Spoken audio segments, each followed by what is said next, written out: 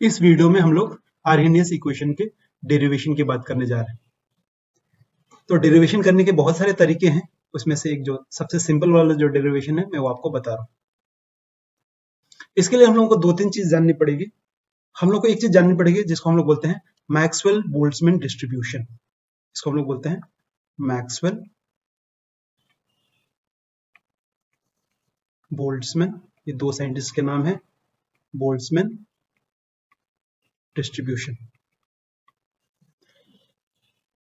ये डिस्ट्रीब्यूशन आपको क्या बताता है कि अगर आपके पास अलग अलग एनर्जी अवेलेबल्स है, हाँ, तो मैक्सवेल डिस्ट्रीब्यूशन आपको पहले ही बताता है कि सपोज आपके पास एक सैंपल है, गैस के सैंपल है, सपोज इसमें ढेर सारे मॉलिक्यूल्स हैं।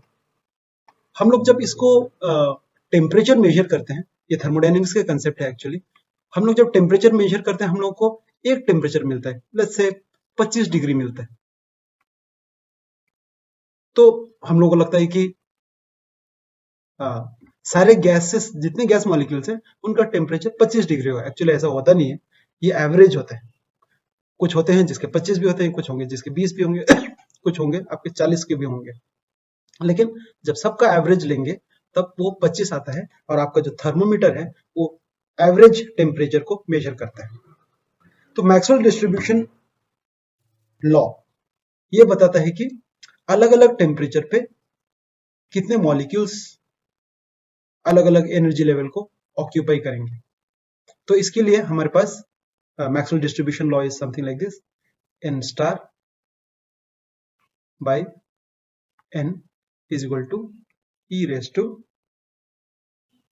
Minus e by RT। ये आपका बोल्ट्जमैन मैक्सवेल बोल्ट्जमैन डिस्ट्रीब्यूशन है। इस इक्वेशन को हम लोग समझते हैं। E है कोई तो एनर्जी है, n स्टार क्या है, आपके पास कितने मॉलिक्यूल है जिनके एनर्जी E है।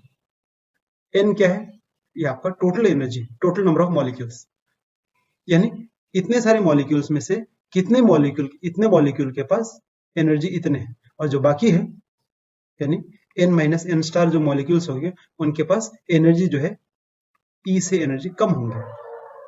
तो आपको बोल्ट्जमैन डिस्ट्रीब्यूशन ये कहता है। और R आपकी गैस कांस्टेंट है, T is your temperature expressed in terms of kelvin.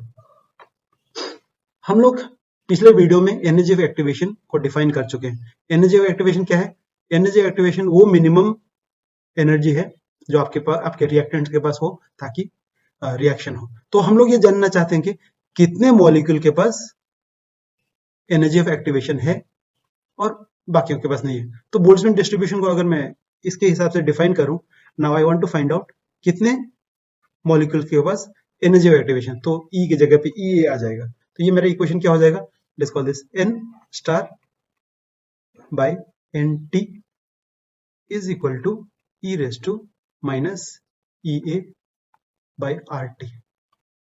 n star क्या है, n स्टार वो गैस के मॉलिक्यूल्स के नंबर है जिनके पास एनर्जी ऑफ एक्टिवेशन EA जितना एनर्जी है।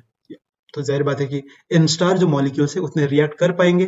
nt is the total number of molecules, तो nt माइनस n स्टार जो मॉलिक्यूल्स है, हालांकि वो वहां पे है, रिएक्टेंट्स है, लेकिन उनके पास एनर्जी जो है एनर्जी ऑफ एक्टिवेशन के बराबर या उससे कम नहीं, उससे कम है, उसके बराबर के नहीं है, इसलिए nt minus n star react करने के हाल में नहीं होंगे। और T आपका टेम्परेचर है।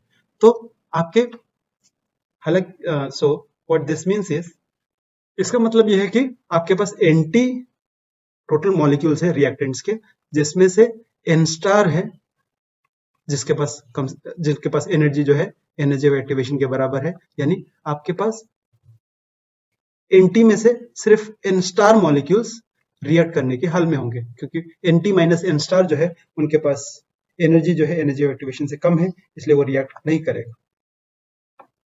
तो हम लोग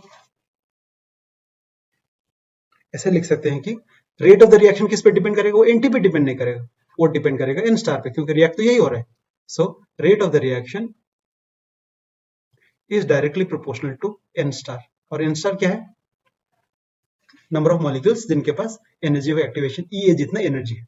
जब इसको प्रोपोर्शनली हटाऊंगा तो rate is equal to some constant A N star. यहां से एन स्टार का वैल्यू निकालते हैं। N star is equal to N T, क्या टोटल है, E raise to minus E A by R T. तो यहाँ पे आ जाएगा, तो रेट इज इक्वल टू क्या हो जाएगा, ए एन स्टार की जगह पे आ जाएगा N T E raise to minus E A by R T. अब यहाँ पे देखें,